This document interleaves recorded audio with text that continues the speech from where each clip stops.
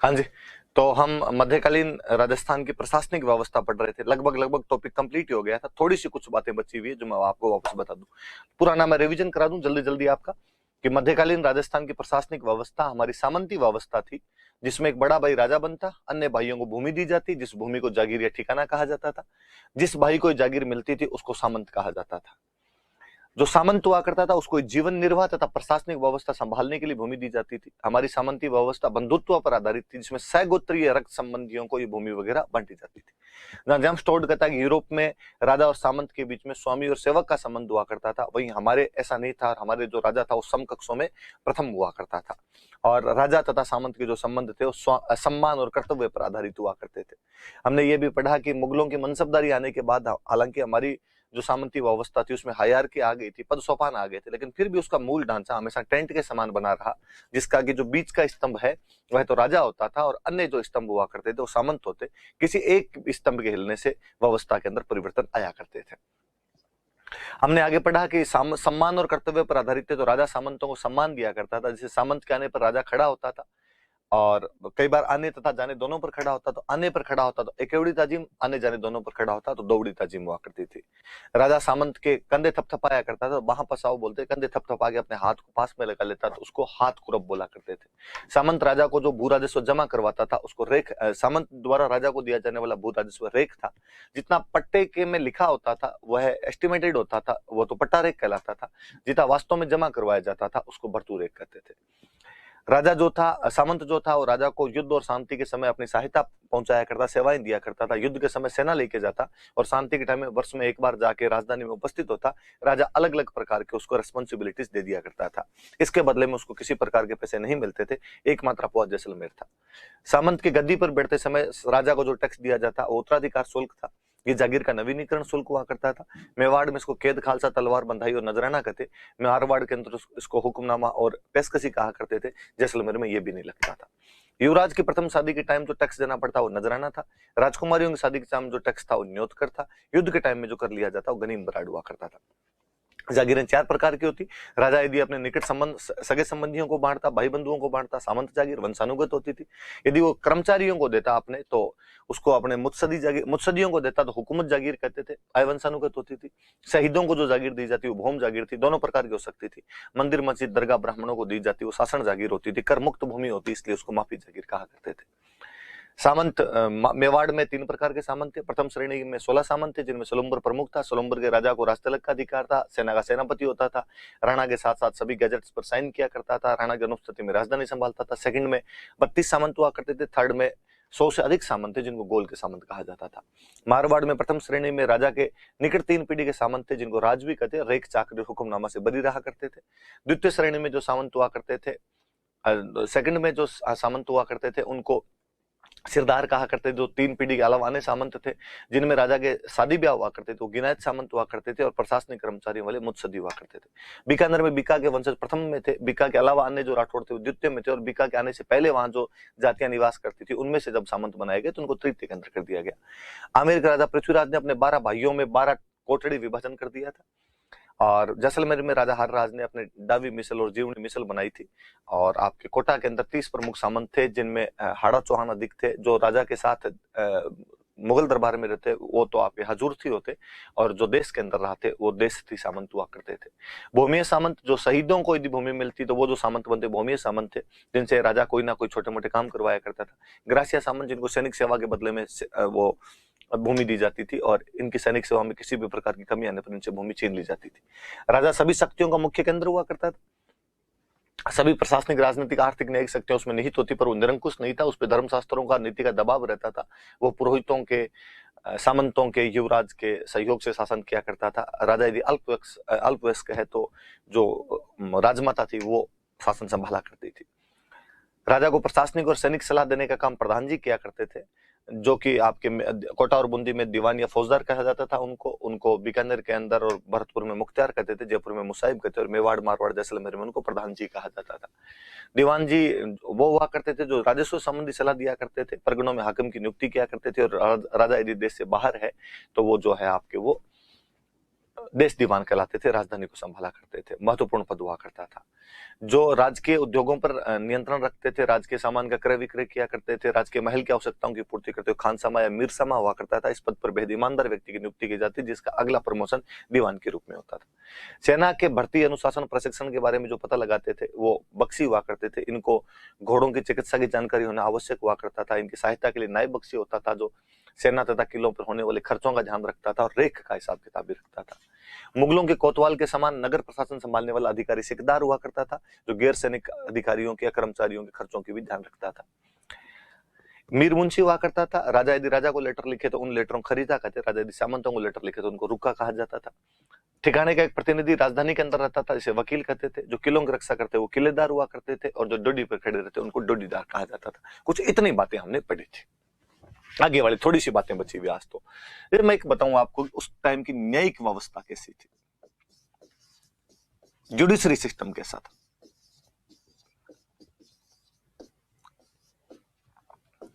तो उस न्यायिक व्यवस्था के बारे में, जुडिशरी सिस्टम के बारे में मैं आपको बात बता देता हूं। सिंपल सी देखो, राजा सभी न्यायिक शक्तियों का मुख्य केंद्र है। जुडिशरी पावर जो है वो सारी की सारी किस में निहित है, तो राजा में। न्यायिक शक्तियों का प्रमुख केंद्र है।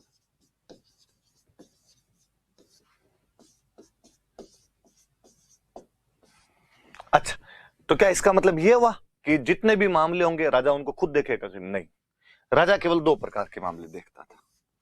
या तो कोई बहुत बड़े क्राइम हो, देशद्रोह के मामले हो, सेडिशन चार्जेस किसी पे लगे हो, या कोई मृत्युदंड का मामला हो, ये वाले मामले राजा देखा करता था। आप यूं मान लो कि आज जो अपने राष्ट्रपति के पास में, ये थोड़ी है कि किसी ने चोरी की और राष्ट्रपति के पास में चला जाए कि आप ये मामला देख लो, वो तो छोटे वाले कोर्ट देख लेंगे। कोई बड़ा अपराध का मामला है, मृत्युदंड का मामला है, तो आर्टिकल 72 का जिस प्रकार प्रयोग होता है, तो राजा के पास में भी बड़े अपराध के मामले, अक्सर देशद्रोह के मामले, कि उसमें डायरेक्टली राजा इन्वॉल्व होता है, कि इसका मतलब वो राजा के खिलाफ षड्यंत्र रचने की कोशिश कर रहे थे, या मृत्युदंड के कोई मामले होते तो कहता भाई राजा देखो। अच्छा, छोटे अपराध होंगे तो माइनर क्राइम जो होंगे, छोटे मोटे केस, कोई चोरी, थप्पड़ मारना, कोई लूटपाट, इधर उधर के कोई मामले हो गए, तो एक ही जाति के मामले हैं तो जातीय पंचायत देख लेती, खाप पंचायतें हुआ करती थी वो देख लेती। कामड़ा में न्यात, आपस के अंदर भाई लुगाई मुटियार में झगड़ा है, हमें तलाक लेना है, तो अब राजा के पास थोड़ी जाना, न्यात बैठती, न्यात ही बता देती क्या करना है क्या नहीं करना है। एक गांव का मामला, अलग अलग जातियों के बीच की बात आ गई, अरे ग्राम पंचायत देख लो। पंचायत बैठती, 5 लोगों के 5 पंच बैठते, 5 पंच बैठ के मुकदमा सुन लिया करते, बता देते क्या करना है क्या नहीं करना। उस पंचों की जो संस्था होती, 5 पंचों की, उसको बोलते पंचकुल। ग्राम पंचायत कह दो या पंचकुल कह दो, जो ये मामले देख लिया करती थी। ठीक है, एकदम छोटे जो अपराध होंगे वो तो आपके जातीय पंचायत देख लेगी, ग्राम पंचायत या पंचकुल देख लेगी। बहुत बड़े अपराध है तो वो कौन देख लेगा? आपके राजा खुद देख लेगा, बड़े अपराध या मृत्युदंड। पर मामले तो बीच के भी हो सकते हैं। तो वैसे यदि गांव से ऊपर मामला निकल गया, सीधा राजा के पास जाएगा कि नहीं? खालसा का इलाका होगा तब तो मामला सुनेगा हाकिम। आप और देख लो, मैंने बताया था कि परगनों में हाकिम की नियुक्ति है वो दीवान जी द्वारा की जाती थी। तो परगना मतलब खालसा के अंदर जो भी क्षेत्र बंटे हुए होते हैं उनको परगने बोलते, उन परगनों के अंदर जो जज हुआ करते उन जजों को बोलते हाकिम। और कभी आप नोटिस भी करना, आज भी बुजुर्ग लोग है ना, मतलब दादाजी की उम्र के जो लोग होंगे, वो अक्सर यदि कोई कोर्ट कचहरी की बातें सुनाएंगे तो जज को हाकिम ही बोलेंगे। और मेरे खूब बारी गांव में बातें सुनी हुई है कि वो एक मुकदमा था, हम गैर हाकिम ने ये कहा। हाकिम मतलब वो जज, जो जज बैठा था उसने ये बात सुना दी हमें। तो हाकिम, हाकिम मतलब जो हुक्म सुनाता है, तो वो जज हुआ करता था। तो वो नाम आज भी अपने वैसे वैसे चलते हैं। और यदि जागीर वाला है, जागीर का क्षेत्र है, तो सामंत देखे भाई मामला, सामंत देखे या जागीरदार देखे।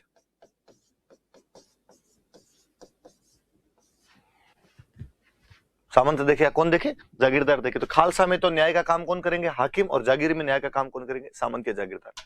मतलब गांव के लेवल पे एक जाति का मामला है, जातीय पंचायत देख लेगी। अलग अलग थोड़ा मामला हो गया, कोई पेचीदा मामला, तो ग्राम पंचायत या पंचकुल देख लेगी। यहाँ नहीं सुलझा मामला। जागीर वाला इलाका है तो जागीरदार देख ले, सामंत देख ले।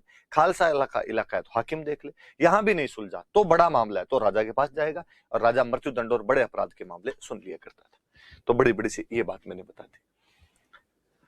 किसी भी मुकदमे का या गवाही का लिखित रिकॉर्ड नहीं रखते थे, लिखित रिकॉर्ड नहीं हुआ करते थे।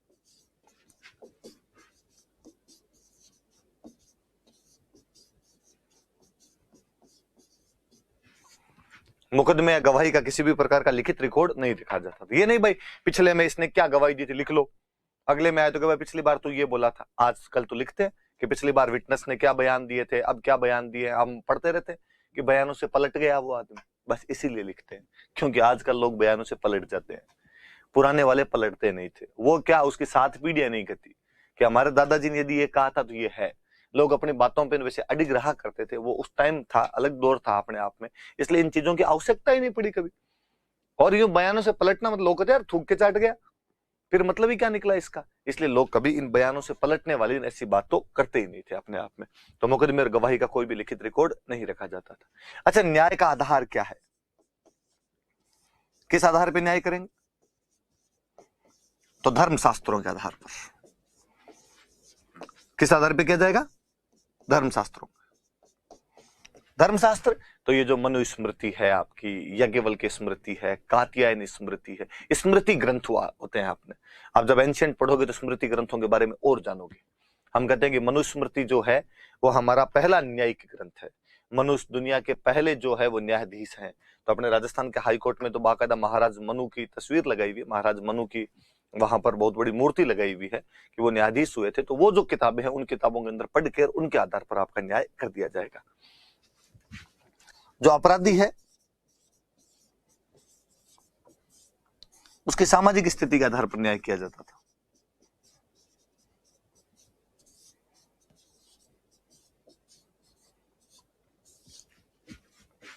सोशल स्टेटस देखते उसके आधार पर न्याय था। समाज वर्णों में विभाजित हुआ करता था। ब्राह्मण, क्षत्रिय, वैश्य और शूद्र। ब्राह्मणों को कम दंड मिलेंगे, वैश्य को थोड़े उससे ज्यादा मिलेंगे, शूद्र को और ज्यादा मिलेंगे, क्षत्रिय को ब्राह्मणों से थोड़े ज्यादा मिलेंगे। ये भी व्यवस्था हुआ करती थी।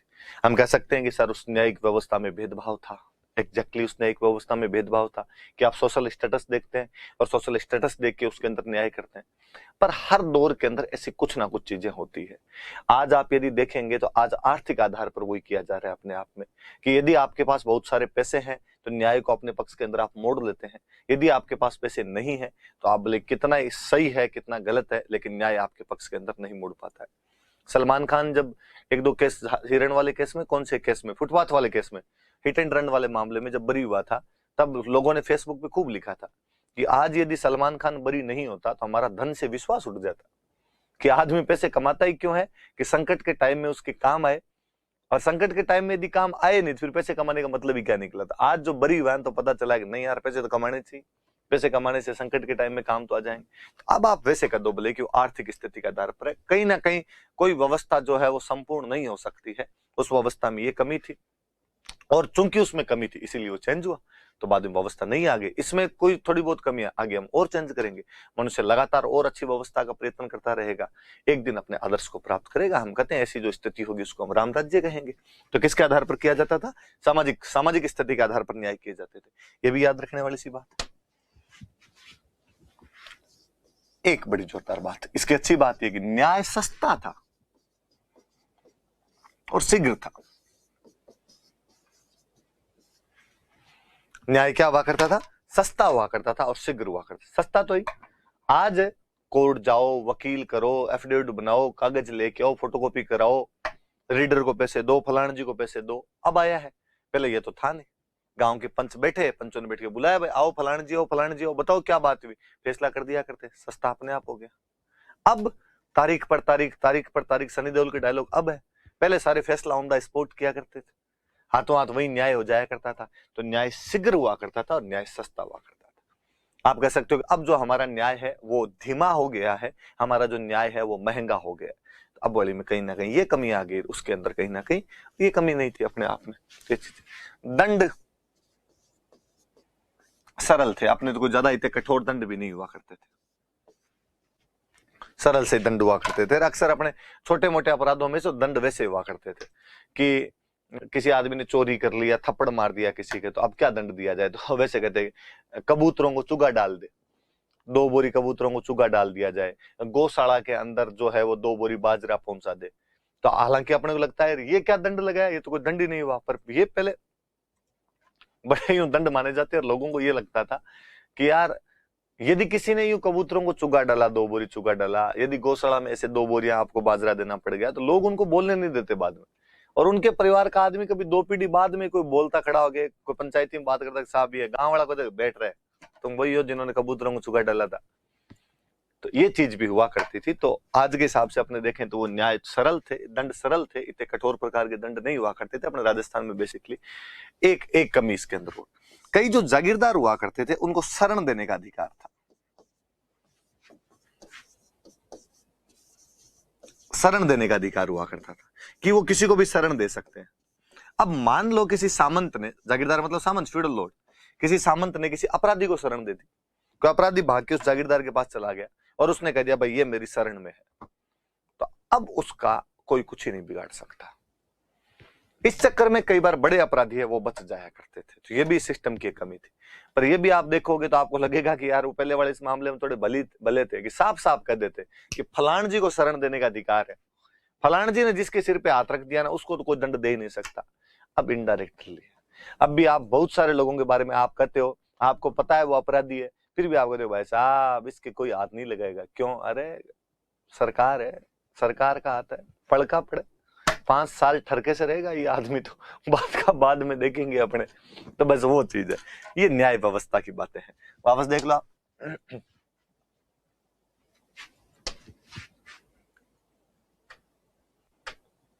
न्यायिक व्यवस्था, राजा सभी न्यायिक शक्तियों का मुख्य केंद्र था। बड़े अपराध और मृत्युदंड के मामले राजा खुद सुनता था, छोटे अपराध के मामले जातीय पंचायत या ग्राम पंचायत या इसको पंचकुल बोलते थे, वही देख लिया करती थी। खालसा क्षेत्र में न्याय का कार्य हाकिम करता था, जागीरी क्षेत्रों में न्याय का कार्य सामंत या जागीरदार किया करता था। मुकदमों और गवाहों की लिखित रिकॉर्ड नहीं रखा जाता था किसी प्रकार का। न्याय का आधार धर्मशास्त्र हुआ करते थे। अपराधी की सामाजिक स्थिति के आधार पर न्याय किया जाता था, जो इसकी कमी है अपने आप में। न्याय सस्ता था, शीघ्र हुआ करता था, दंड अधिक कठोर नहीं थे, सरल हुआ करते थे, जागीरदार को शरण देने का अधिकार हुआ करता था। इस चक्कर में कई बार बड़े अपराधी है वो बच जाया करते थे, ये याद रखना है। अब एक मैं बता दूं, और आर्थिक स्थिति या मैं ज्यादा कहूं तो भू राजस्व व्यवस्था, जो उन्होंने एग्जैक्टली टॉपिक ही लिख रखा आपने, भू राजस्व व्यवस्था, लैंड रेवेन्यू सिस्टम। सबसे पहले तो मैं कहूंगी भूमि जो थी वो 2 प्रकार की थी। भूमि 2 प्रकार की हुआ करती थी। कौन से?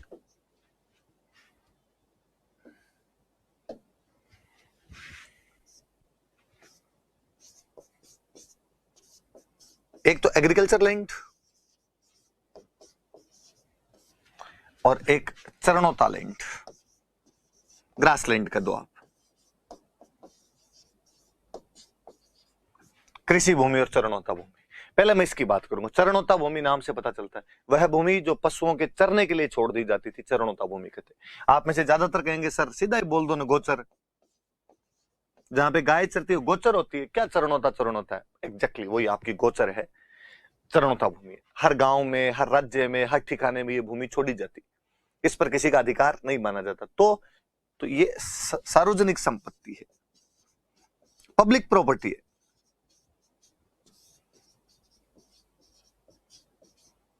इस पर सबका सामूहिक अधिकार है।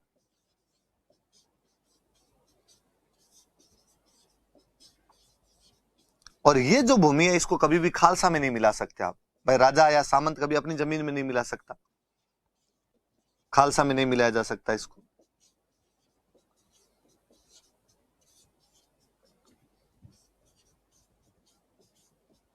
किस में नहीं मिलाया जा सकता? खालसा में नहीं मिलाया जा सकता। तो चरणोता भूमि वह भूमि जो पशुओं के चरने के लिए छोड़ दी जाती, ग्रासलैंड, इसे आप गोचर भी कह सकते हैं। ये एक पब्लिक प्रॉपर्टी हुआ करती थी, इस पे सबका कलेक्टिव राइट्स हुआ करते थे, सामूहिक अधिकार हुआ करते थे, और राजा चाहकर भी इसको खालसा में नहीं मिला सकता। आप इस बात को यूं ही समझ लीजिए जी, जो मैंने पहले एक दिन आपको बताई थी कि मान लो कोई राजा, कोई सामंत, कोई व्यक्ति दबा भी ले वह भूमि जो गायों को चरने के लिए छोड़ी हुई थी, दबा ले, तो लोग जीने नहीं दे यार, कि गाय की जमीन खा गयो। ये नीतिगत दबाव होता था ना अपने आप में, गाय की जमीन को कैसे दबाया जा सकता है। और मैंने एक दिन पहले वीडियो में बताया था कि यदि कोई दबा भी लिया करता था तो लोग बड़ा हे नजरों से देखा करते थे। आज भी गांव के अंदर यदि किसी ने गोचर वगैरह दबा रखी हो और यदि बड़ा आदमी हो तो लोग उसके खिलाफ तो नहीं बोल पाते, पर अंदर ही अंदर अब भी वैसी बातें करते हैं लोग कि पापी आदमी है, गाय की जमीन खा के चला गया। और मैंने खूब बार ऐसा देखा है कि मान लो खुदा ना खास्ता वो जो आदमी, जो बड़े पैसे वाला आदमी है जिसने ये ऐसे गाय की जमीन दबा ली, उनके घर में कभी कोई ऊंच नीच हो जाए, किसी की डेथ हो गई, जवान डेथ हो गई, गाड़ी का एक्सीडेंट हो गया और कोई बात, ऐसी कोई बात हो गई उनकी, लोग अंदर ही अंदर कहीं ना कहीं बात करते हैं गाय की जमीन खासी जो भगवान देखे ही है। तो मतलब आज भी लोगों की भावना मरी नहीं है। तो उस टाइम तो ये हो भी कैसे सकता था। कृषि भूमि तो समझ गए आप, कृषि भूमि दो प्रकार की हो सकती है जिसमें एग्रीकल्चर होती है। कृषि भूमि दो प्रकार की होती है। वह भूमि जिसमें पानी लगता था उसको बोलते उन्नाव या बोलते पीवल। वह भूमि जिसमें सिंचाई के साधन नहीं होते थे, बारानी। जो इंद्र राजा की कृपया भी टिकी हुई थी कि राम जी राजी होंगे तब फसल होगी, वो तो होगी अपने बारानी। और वह भूमि जिसमें सिंचाई के साधन हो, नहर हो, कुआं हो, नलकूप हो, तालाब हो, उसको उन्नाव बोलते हैं, पीवल बोलते हैं। पीवल नाम से आपको पता चल रहा है इसमें पानी पीता है वो पीवल है।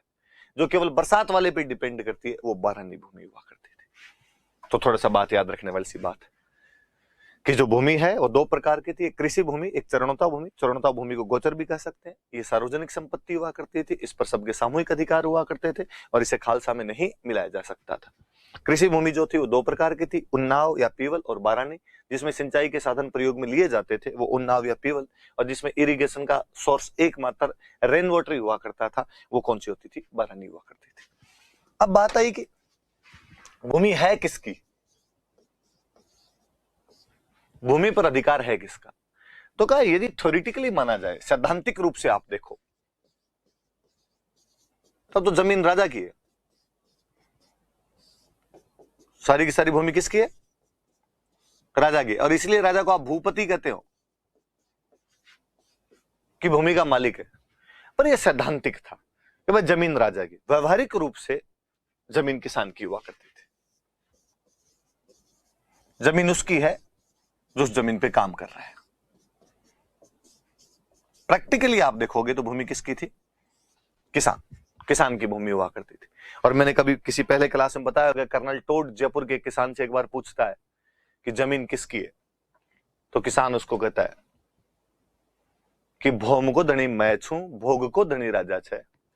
भौम मतलब धरती, भौम को धनी मैं छू मतलब धरती का धनी तो मैं हूं, धरती का मालिक मैं हूं। भोग को धनी राजा छे, भोग मतलब टैक्स, राजा को जो टैक्स दिया जाता है राजा केवल उसका अधिकारी है। मैं जब तक टैक्स देता रहूंगा राजा मुझे जमीन से नहीं हटा सकता, जमीन मेरी है। तो सैद्धांतिक रूप से तो जमीन ये मानी जाती कि राज्य की पूरी जमीन राजा की, इसलिए राजा का पर्यायवाची एक भूपति बना कि भूमि का मालिक है वो। लेकिन व्यवहारिक रूप से उस पर किसके अधिकार हुआ करते थे, किसान के अधिकार हुआ करते थे। का किसान कितने प्रकार के, का किसान दो प्रकार के होते थे। एक को बोलते थे बापीदार किसान, एक को बोलते थे गैर बापीदार किसान।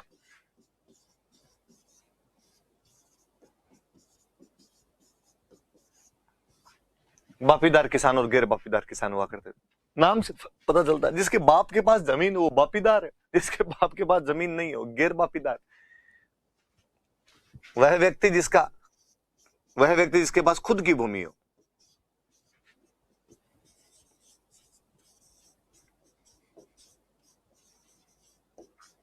खुद की भूमि होती है, वो कैसे हो जाते, बापीदार किसान हो जाते। इनको बाकायदा राज्य की तरफ से पट्टा मिलता। आपके पास प्लॉट का पट्टा होता है और इस पट्टे को बोलते थे दाखिला।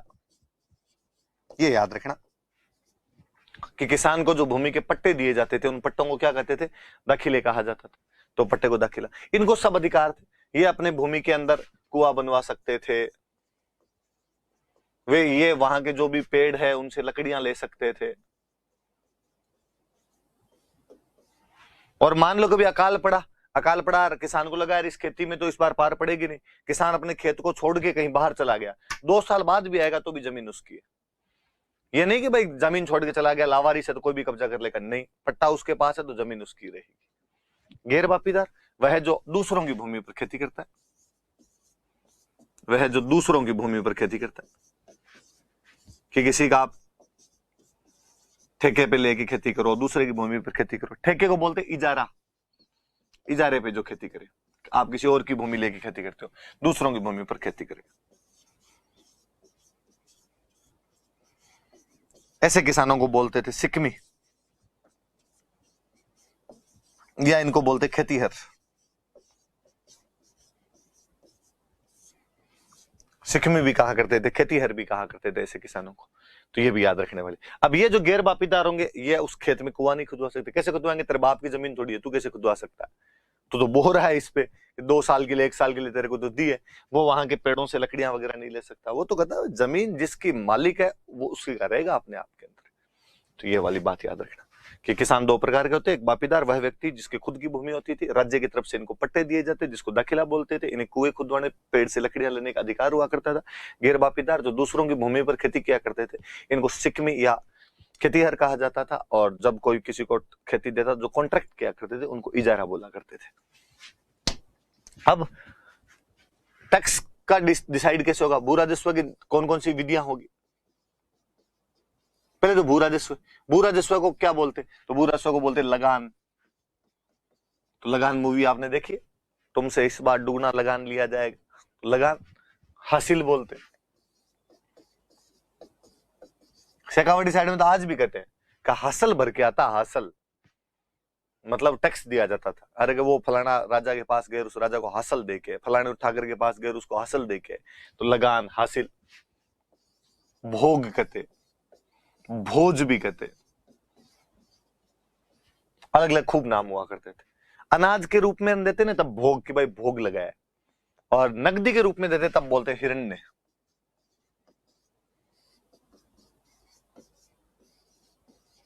यदि टैक्स नकदी के रूप में लिया जाता तो हिरण्य, अनाज के रूप में लेते तब तो भोग और भोज हो जाया करते थे।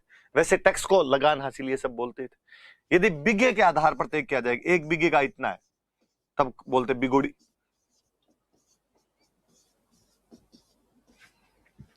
बिघे, 1 बिघे पे इतना लेंगे, इस प्रकार बिघों के आधार पर किया हुआ था, तो उसको क्या बोल दिया करते? बिगोड़ी। लेने के तरीके अलग अलग हुआ करते। एक ये देख लो कि लेने के लिए कौन आते? तो राज्य की तरफ से कर्मचारी आया करते थे। राज्य कर्मचारी आते जो लेते थे। राज्य कर्मचारी उनको बोलते तफेदार। एक पोस्ट हुआ करती थी, तफेदार होता, पटवारी होता।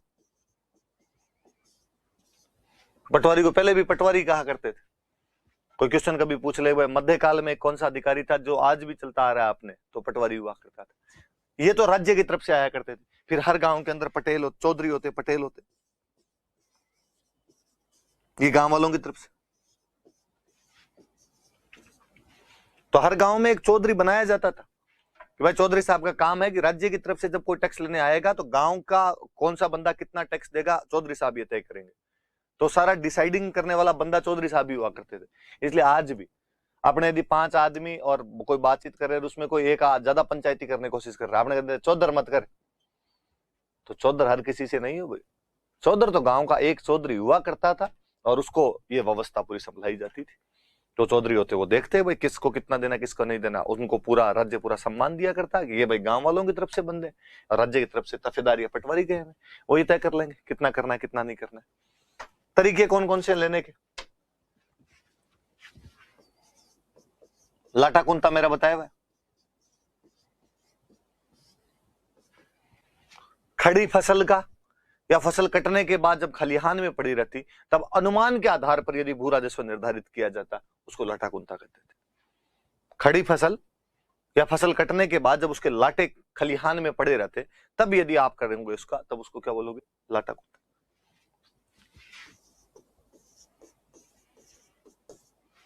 जमीन को नाप के यदि भू राजस्व तय किया जाता है कि ये नाप ली, इतने बिघा है, 1 बिघे पे इतना लेंगे, तो उसको बोलते डोरी। क्योंकि नापते किससे? डोरी से नापते।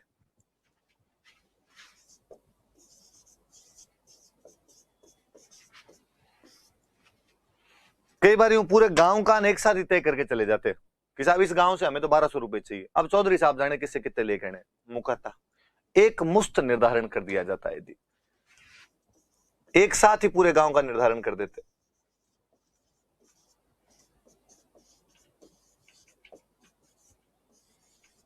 एक मुश्त निर्धारण कर दिया जाता।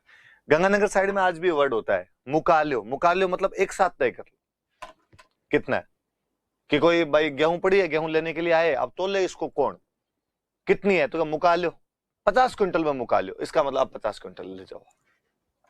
तो जो एक मुश्त निर्धारण कर दिया करते, एक साथ ही पूरा डिसाइड कर दिया करते, उसको मुकाता बोलते।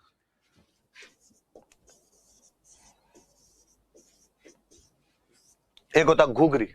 कई बार क्या होता, अकाल वकाल पड़ जाते, ज्यादा अकाल वकाल पड़ जाते तो अब किसानों के पास में बीज ही नहीं बचता, तो राज्य कहता बरसात हो गई, तो किसान कहते बोएं क्या, बीज ही नहीं, तो राज्य कहता हम बीज देंगे, और जितना बीज दिया है इतना ही वापस टैक्स के रूप में ले लेंगे आपसे।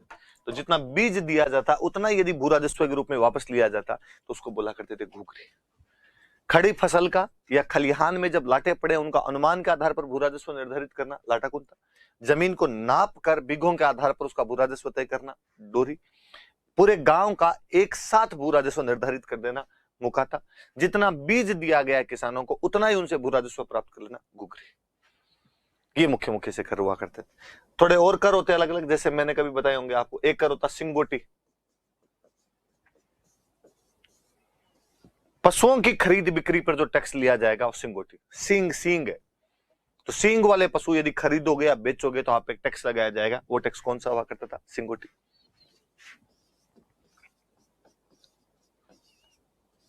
जमीन के क्रय विक्रय पर जो टैक्स लगेगा, रजिस्ट्री जी आपकी, आप जमीन खरीदते हो बेचते हो, सरकार को आपको टैक्स देना पड़ता है, आज भी देते हो, और जाजम। पशुओं की खरीद बिक्री पर टैक्स लगे, सिंगोटी। भूमि की खरीद विक्रय पर टैक्स लगे तो जाजम।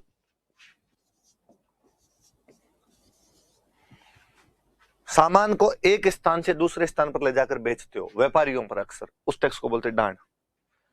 सामान को एक जगह से दूसरी जगह पर ले जाकर बेचा जाए तो वो जो लगता था उसको बोलते डांड। सायर, पारगमन शुल्क,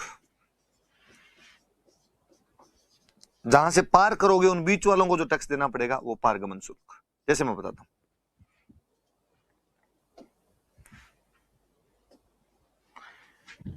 मैं कहूं कि मान लो ये एक राज्य है अपना राजस्थान, इसके टच करता हुआ राज्य यूपी, इसके टच करता हुआ राज्य बिहार। राजस्थान का कोई बंदा यूपी में ले जाकर सामान बेच रहा है तो यहां पे जो उस पे टैक्स लगेगा वो डांड है। पर कोई बंदा कहे कि मैं तो भाई यूपी में बेचू ही नहीं, मैं तो आगे बिहार में ले जाके बेचूंगा, तो राजस्थान का बंदा जब बिहार में ले जाके बेचेगा तो यहां पे जो टैक्स लगेगा वो तो डांड है। पर यूपी वाले कहेंगे हमारे क्रॉस कर रहा है तू, हमें बीच में टैक्स देके जा। ये जो पारगमन शुल्क यूपी वाले बीच में लेंगे ये शायर था।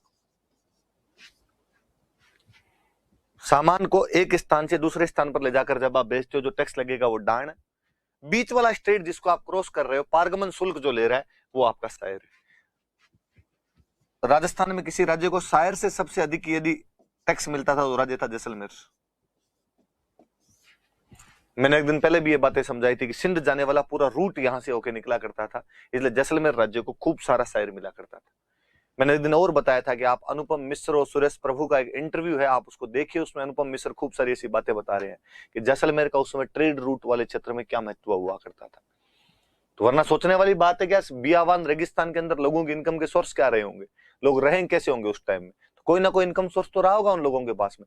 तो ये इनकम सोर्स थे राज्य कि भाई राज्य है वो शायर ले सकता है बीच में, तो बीच में जो भी होता है उनको तो टोल टैक्स दे देगी, और बीच में से इधर से कोई गुजरेगा तो हमें टैक्स दे के जाएगा। तो ये मुख्य मुख्य सब टैक्स हुआ करते थे। ये आपकी भू राजस्व सारी व्यवस्था होगी बड़ी बड़ी सी। हम थोड़ी वो बातें पढ़ लेते हैं अपने, अच्छी बातें क्या बुरी बातें क्या, इस सामंती व्यवस्था के लाभ क्या हानियां क्या। अपने को हानियां ज्यादा बतानी है, लाभ कम बताने, क्योंकि पुरानी व्यवस्था है उसको चेंज करके हम लोकतंत्र में है तो ज्यादा तारीफें उसकी करनी नहीं।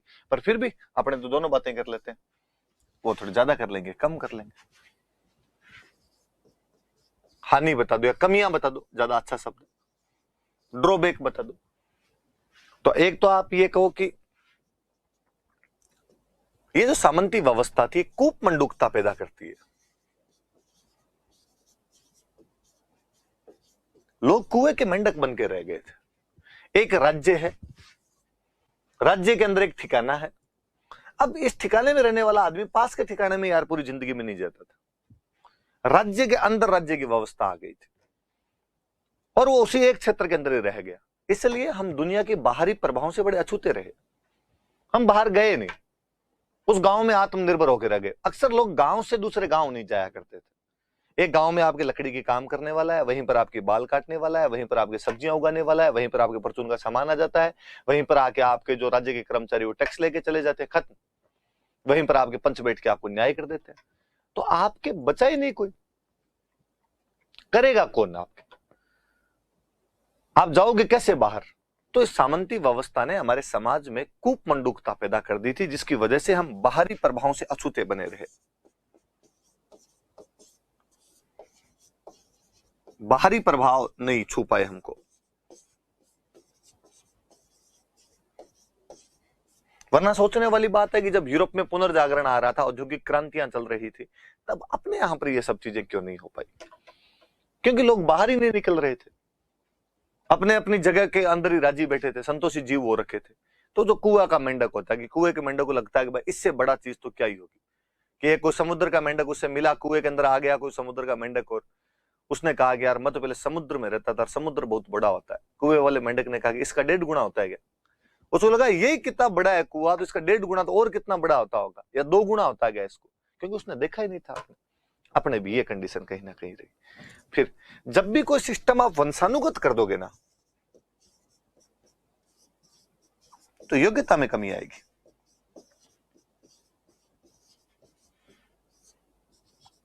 योग्यता में कमी रहेगी। एक सामंत था, बहुत अच्छा सामंत था, आपने उसको जमीन दी, वो जनता के प्रति दरिया दिल था, अच्छा था। जरूरी नहीं कि उसके बेटे पोते पड़पोते उतने के उतने योग्य हो। किसी व्यवस्था को जब वंशानुगत किया जाएगा तो उसके अंदर आपको ये लेख तो दिखाई देगा, उसमें ये कमी तो आएगी कि उतने योग्य लोग कभी नहीं मिल पाएंगे। और राजतंत्रों के तो खत्म होने का सबसे बड़ा रीजन ये था कि योग्य उत्तराधिकारी लगातार नहीं मिल पाते थे। ये एक बहुत बड़ी बात हुई। और चीजें इन लोगों ने कृषि में कोई नई तकनीक लाने का प्रयास नहीं किया।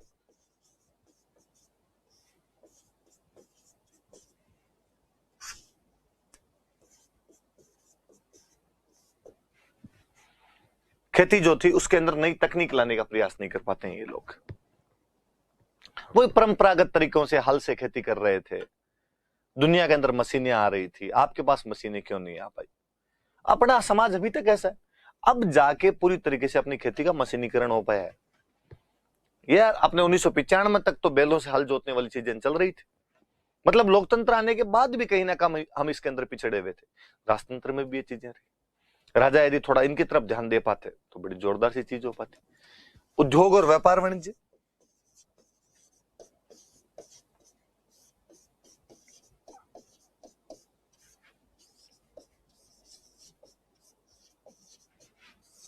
इनका विकास नहीं हो पाया।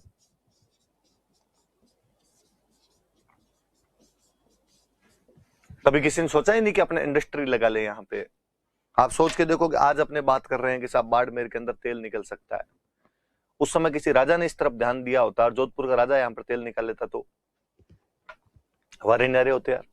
दुबई वाले शेख हैं वो बैठे हैं, वैसे बाड़मेर वाले मजे करते हैं इस साइड के अंदर।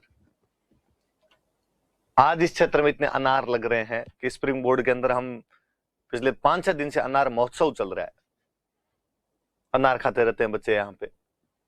उस टाइम यदि किसी ने ध्यान दिया होता और कंटिन्यू नहीं रख पाए। मैंने आपको बताया था कि जोधपुर के राजा जसवंत सिंह ने अफगानिस्तान से अनार लाकर यहाँ जोधपुर के अंदर लगवा लिए थे, पर उन चीजों को कोई आगे ध्यान देता कि नहीं यार ये तो किया जा सकता है, तो इजी सा काम। फिर कहीं ना कहीं अंग्रेजों के आने के बाद जब ये लोग विलासी हुए, इनकी जो विलासितापूर्ण जीवन शैली थी उसे फिजूल खर्ची को बढ़ावा मिलता था। अपव्यय, होड़ मस्ती, दूसरे लोग भी देखा देखी वैसा करना चाहते। यथा राजा तथा प्रजा हुआ करता था। उनके अंदर कमियां होती तो जनता में भी वो कमियां स्वाभाविक से दिखाई देती है। ठीक है, ये भी चीज हुआ करती थी। कर वगैरह बढ़ा दिया करते थे लोग, और हम देखते हैं अंग्रेजों के आने के बाद इस व्यवस्था के अंदर ये कर बढ़ाने वाले में तो बहुत ज्यादा ही होने लगा सामंत। क्योंकि सामंत सर्वे सर्वा अपने क्षेत्र का, वो माई बाप होता है, तो उसे लगता है मैं कुछ भी कर सकता हूं। और जब वो कुछ भी करने वाली स्थिति के अंदर हुआ तो अपने यहाँ पे किसान आंदोलन शुरू हुए। उसके बाद इन सब गतिविधियों ने किसान विद्रोहों को जन्म दिया। और याद करो आप, मैंने आपको किसान आंदोलन पढ़ाया तब मैंने बताया था कि अपने जो ज्यादातर किसान आंदोलन है वो राजाओं के खिलाफ नहीं, सामंतों के खिलाफ। खालसा क्षेत्रों में आंदोलन कम हुए हैं, जागीरी क्षेत्रों के अंदर आंदोलन ज्यादा हुए। मैंने बार बार आपको बताया कि जागीरी क्षेत्रों का जो किसान है वो तिहरे नियंत्रण में, ट्रिपल कंट्रोल के अंदर है। अंग्रेज है, राजा और सामंत है, उसमें तिहरा कंट्रोल काम कर रहा है। तो ये थोड़ी चीजें याद रखना। समाज के लोग कूपमंडू की स्थिति के अंदर आ गए, गांव से बाहर ही नहीं निकलते थे। जागीर राज्य के अंदर राज्य बन गया था, इसलिए बाहरी प्रभावों से हम अछूते थे। वंशानुगत हो गई थी सिस्टम, सामंतों को जागीर वंशानुगत दी जाने लगी, इससे योग्यता में कमी आया करती थी। वो लोग खेती में किसी प्रकार की नई तकनीक नहीं ला पाए थे, इसलिए कभी भी अपनी आय को नहीं बढ़ा पाए। उद्योग और व्यापार वाणिज्य में भी विकास करने का उन्होंने प्रयास नहीं किया था। जो परंपरागत तरीके थे उतना ही चल रहा था बस अपने आप में। विलासिता का जीवन जब जीने लगे तो फिजूल खर्ची को बढ़ावा मिला, उस वजह से कर बढ़ा दिया करते थे, इस वजह से किसानों ने विद्रोह करने शुरू कर दिए। अपने पढ़ लेते हैं इसका फिर भी लाभ क्या थे इस व्यवस्था के, या महत्व क्या, अच्छाइयां क्या थी इसमें। तो मैं दो तीन सीधी सीधी सी बातें बताऊं। एक तो इन लोगों ने उस समय की अपनी जो भी लोक संस्कृति थी उसको संरक्षण दिया बहुत अच्छा सा। फोक कल्चर जो है उसको प्रोटेक्शन देने में बड़े आगे रहे। और मैं कहता हूं यदि आप लोग आज किसी अपने लंगा कलाकार को, मांगणियार कलाकार को देखकर राजी होते हैं, आपको लगता है कि जर्मनी के एक फेस्टिवल के अंदर अपने राजस्थान का मांगणियार कलाकार बैठा हुआ ठेठ राजस्थान की पगड़ी बांध के वहां पर ठेठ राजस्थान का गाना केसरिया बालम आओ नहीं पधारो हमारा देश गा रहा है, तो आपको इस बात को मानना पड़ेगा कि ये उन राजा महाराजाओं और सामंतों ने इन लोगों को संरक्षण दिया था, इसलिए ये लोग पनप पाए। यदि वो लोग उस समय संरक्षण देते ही नहीं तो ये कला तो अपने आप में मर जाती। तो इस कला को बढ़ावा देने में, उस फोक कल्चर को बढ़ावा देने में इन लोगों का एक बड़ा योगदान रहा है अपने आप में। स्थापत्य कला को बढ़ावा दिया है, आर्किटेक्चर को तो खूब ही बढ़ावा दिया। मैं हमेशा कहता हूं कि राजस्थान के पर्यटन में आज भी कोई चीज है तो या तो महल माड़ी है या मंदिर है। अपने पास कोई आ जाए कि यार जयपुर घूमना, क्या दिखाया जाए, तो मैं उसको कहूंगा तुम नाहरगढ़ देख के आओ, जयगढ़ देख के आओ, तुम आमेर का किला देख के आओ, तुम गोविंद देव जी का मंदिर देख के आओ, तुम मानसागर लेक देख के आओ, तुम जंतर मंतर देख के आओ। ये किसके बनाए हुए हैं? सारे सारे सारे राजाओं के बनाए हुए। तो स्थापत्य कला को बढ़ावा देने में, आर्किटेक्चर को बढ़ावा देने में भी इनका बड़ा रोल था अपने आप में। सामंतों का तो सामंतों ने भी जगह जगह ऐसी हवेलियां, ऐसे महल वगैरह बनवाए थे, तो उनका भी रोल रहा। और एक बहुत बड़ी चीज आप देखना, अपने राजस्थान में शुरू से लेकर अंत तक अपवाद देखो अलग है, धार्मिक सहिष्णुता बनी रही। रिलीजियस टॉलरेंस के बड़े जोरदार मामले रहे कि उन दिनों में कि जब औरंगजेब जैसे कट्टर राजा आ गए थे और धर्म के आधार पर ही पूरी तरीके से भेदभाव करने लग गए थे, तब भी अपने राजस्थान के राजाओं ने वापस दूसरे धर्म वालों के साथ में भेदभाव करने का प्रयास नहीं किया। और उनको हमेशा लगा कि नहीं, ये हमारी प्रजा है। और इसलिए मैं कहता हूं कि भारत पाकिस्तान वाले विभाजन के टाइम में अपने यहां से माइग्रेशन सबसे कम हुआ था, क्योंकि राजाओं के राज में बैठे हुए थे। राजाओं ने लोगों का कि तुम चिंता ही मत करो, हम दंगा होने नहीं दे यहाँ पे। अपने ले दे के थोड़ी बहुत स्थिति भरतपुर अलवर में बिगड़ी थी, उसका कारण था कि वो यूपी के नजदीक पड़ा करते थे, इसलिए वहां पर स्थितियां बिगड़ गई थी। तो इन लोगों ने ये हमेशा अपनी प्रजा के साथ में किसी भी प्रकार का ऐसा कोई धार्मिक आधार पर भेदभाव करने का प्रयास नहीं किया, इसलिए हमेशा समाज के अंदर क्या बनाए रखी थी? धार्मिक सहिष्णुता बनाए रखी थी। एक और बड़ी जोरदार बात, इन्होंने कुटीर उद्योग धंधों को बढ़ावा दिया।